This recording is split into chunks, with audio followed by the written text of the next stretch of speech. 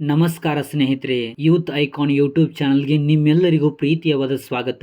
ಅದು 2005ರ ಆರಂಭ ಯುಗ. ಜಗತ್ತಿನ ಯಾವುದೇ ಮೂಲೆಯಲ್ಲಿ ನಡೆದ ಒಂದು ಪಾರ್ಟಿಯ ವಿಡಿಯೋವನ್ನ ಒಬ್ಬರಿಗೊಬ್ಬರು ಕಳುಹಿಸಲು ಚಾಡ್ ಲಹರ್ಲಿ, ಸ್ಟೀವ್ ಚೇನ್ ಮತ್ತು ಜಾವೇದ್ ಕರೀಂ ಎಂಬ ಮೂವರು ಗೆಳೆಯರು ಒದ್ದಾಡುತ್ತಿದ್ದರು. ದೊಡ್ಡ ವಿಡಿಯೋಗಳನ್ನ ಇಮೇಲ್ ಮಾಡುವುದು ಅವತ್ತು ಅಸಾಧ್ಯವಾಗಿತ್ತು. ನಾವೇ ಯಾಕೆ ಒಂದು ವಿಡಿಯೋ ಹಂಚಿಕೊಳ್ಳುವ ವೇದಿಕೆ ಸೃಷ್ಟಿಸಬಾರದು ಎಂಬ ಆ ಒಂದು ಸಣ್ಣ ಆಲೋಚನೆ ಇವತ್ತು ಜಗತ್ತನ್ನೇ ಆಳುತ್ತಿರುವ ಯೂಟ್ಯೂಬ್ ಎಂಬ ಮಹಾವೃಕ್ಷಕ್ಕೆ ಬೀಜವಾಯಿತು. ಏಪ್ರಿಲ್ 23, 2005 ಯೂಟ್ಯೂಬ್ ಇತಿಹಾಸದ ಸುವರ್ಣ ಅಕ್ಷರದ ದಿನ. ಜಾವೇದ್ ಕರೀಂ ಅವರು ಮೀ ಆಟ್ ದ ಜೂ ಎಂಬ ಕೇವಲ 19 ಸೆಕೆಂಡ್ಗಳ ಒಂದು ವಿಡಿಯೋನ ಅಪ್ಲೋಡ್ ಮಾಡಿದರು. ಅದು ಯೂಟ್ಯೂಬ್ ನ ಮೊಟ್ಟ ಮೊದಲ ವಿಡಿಯೋ. ಅವತ್ತು ಯಾರಿಗೂ ಗೊತ್ತಿರಲಿಲ್ಲ ಈ 19 ಸೆಕೆಂಡ್ಗಳ ವಿಡಿಯೋ ಮುಂದೊಂದು ದಿನ ಟಿವಿ, ಸಿನಿಮಾ ಎಲ್ಲವನ್ನ ಮೀರಿಸಿ ಬೆಳೆಯುತ್ತದೆ ಎಂದು. ಯೂಟ್ಯೂಬ್ ವೇಗವಾಗಿ ಬೆಳೆಯುತ್ತಿರುವುದನ್ನ ಕಂಡ ಗೂಗಲ್ ಸಂಸ್ಥೆ ಅದು ಹುಟ್ಟಿದ್ದ ಕೇವಲ 18 ತಿಂಗಳಲ್ಲೇ ಅಂದ್ರೆ 2006ರಲ್ಲಿ $1.65 ಬಿಲಿಯನ್ ಕೊಟ್ಟು ಅದನ್ನ ಖರೀದಿಸಿತು. ಅವತ್ತು ಜನ ನಕ್ಕಿದ್ದರು, ಒಂದು ವಿಡಿಯೋ ವೆಬ್ಸೈಟ್ ಗೆ ಎಷ್ಟೊಂದು ಹಣವಾ ಎಂದು. ಆದ್ರೆ ಇವತ್ತು ಗೂಗಲ್ ಮಾಡುತ್ತಿರುವ ಅರ್ಧದಷ್ಟು ಲಾಭ ಇದೇ ಯೂಟ್ಯೂಬ್ ನಿಂದ ಬರುತ್ತಿದೆ. ಗೂಗಲ್ ಅಂದು ಇಟ್ಟಿದ್ದ ಅತ್ಯಂತ ಜಾಣ್ಮೆಯ ಹೆಜ್ಜೆ. ಯೂಟ್ಯೂಬ್ ಬರೀ ಮನರಂಜನೆಗೆ ಸೀಮಿತವಾಗಲಿಲ್ಲ. ಶಾಲೆಯ ಪಾಠದಿಂದ ಹಿಡಿದು ಅಡುಗೆ ಮನೆಯ ಟಿಪ್ಸ್ ವರೆಗೆ, ಹರಿದ ಚಪ್ಪಲಿ ಹೊಲಿಯುವುದರಿಂದ ಹಿಡಿದು ರಾಕೆಟ್ ಉಡಾವಣೆಗಳಿಗೆ ಪ್ರತಿಯೊಂದು ಇಲ್ಲಿ ಸಿಗಲು ಶುರುವಾಯಿತು. ಯೂಟ್ಯೂಬ್ ಜಗತ್ತಿನ ಅತಿ ದೊಡ್ಡ ಡಿಜಿಟಲ್ ಲೈಬ್ರರಿಯಾಗಿ ಬದಲಾಯಿತು. ಪ್ರತಿಯೊಬ್ಬ ಸಾಮಾನ್ಯ ಮನುಷ್ಯನು ಇಲ್ಲಿ ಜ್ಞಾನದ ಹಸಿವು ನೀಗಿಸಿಕೊಳ್ಳಲು ಶುರು ಮಾಡಿದ. ಯೂಟ್ಯೂಬ್ ಮಾಡಿದ ಅತಿ ದೊಡ್ಡ ಕ್ರಾಂತಿ ಎಂದರೆ ಅದು ಸಾಮಾನ್ಯರನ್ನ ಸೆಲೆಬ್ರಿಟಿ ಮಾಡಿದ್ದು. ಹಿಂದೆ ಸಿನಿಮಾ ಅಥವಾ ಟಿವಿಯಲ್ಲಿ ಕಾಣಿಸಿಕೊಳ್ಳಲು ಗಾಡ್ ಫಾದರ್ ಇರಬೇಕಿತ್ತು.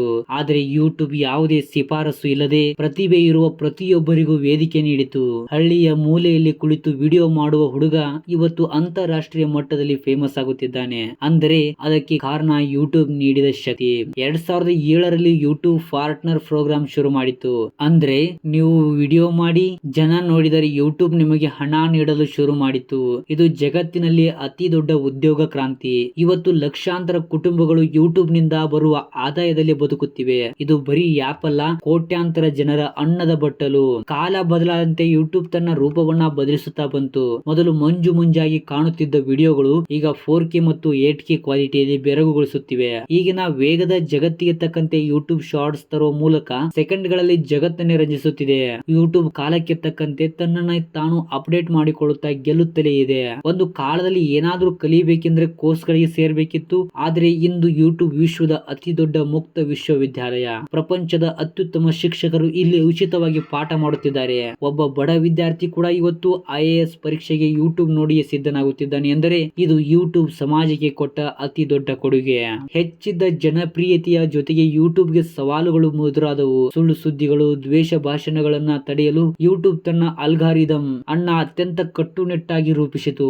ಇವತ್ತು ಯೂಟ್ಯೂಬ್ ನಲ್ಲಿ ಏನನ್ನಾದರೂ ಅಪ್ಲೋಡ್ ಮಾಡುವ ಮುನ್ನ 10 ಬಾರಿ ಯೋಚಿಸಬೇಕು. ಯಾಕಂದ್ರೆ ಅದು ಅಷ್ಟೊಂದು ಸುರಕ್ಷಿತ ಮತ್ತು ಜವಾಬ್ದಾರಿಯುತವಾಗಿದೆ. ಒಟ್ಟಾರೆಯಾಗಿ ಹೇಳುವುದಾದರೆ ಯೂಟ್ಯೂಬ್ ಎನ್ನುವುದು ಕೇವಲ ಒಂದು ಅಪ್ಲಿಕೇಶನ್ ಅಲ್ಲ, ಅದೊಂದು ಸಂಸ್ಕೃತಿ. ಇದು ಜನರಿಗೆ ಧ್ವನಿ ನೀಡಿದೆ, ಪ್ರತಿಭೆಗೆ ಬೆಲೆ ನೀಡಿದೆ ಮತ್ತು ಜಗತ್ತನ್ನೇ ಒಂದು ಸಣ್ಣ ಹಳ್ಳಿಯನ್ನಾಗಿ ಮಾಡಿದೆ. ನೀವು ಈ ವಿಡಿಯೋವನ್ನ ಯೂಟ್ಯೂಬ್ ನಲ್ಲಿ ನೋಡ್ತಿದ್ದೀರಾ ಅಂದ್ರೆ ಈ ಸಾಮ್ರಾಜ್ಯದ ಶಕ್ತಿ ಎಂತದು ಅಂತ ನಿಮಗೆ ಗೊತ್ತಿದೆ.